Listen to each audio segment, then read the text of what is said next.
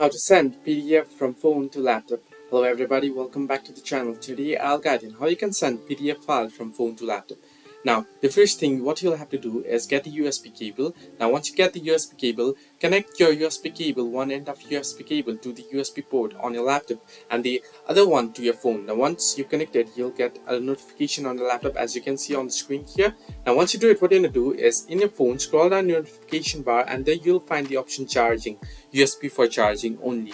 Now what you want to do is tap on it and you want to select the USB for file transfer option, and once you select it, your laptop will get access to your phone storage. Now if I open up your file manager here, if you open up and head into this PC here, you'll find your connected devices here. Now you can see Messi and my phone has been connected here. Simply open it up and you'll be able to head into internal storage. Now here what you want to do is head into internal storage, and on internal storage head into the file where you have downloaded the PDF file. Now in my case it's on downloads here. You can see sample PDF here document. What you want to do is simply select it, right click on it, and you can copy it. Now similarly you can select other one also.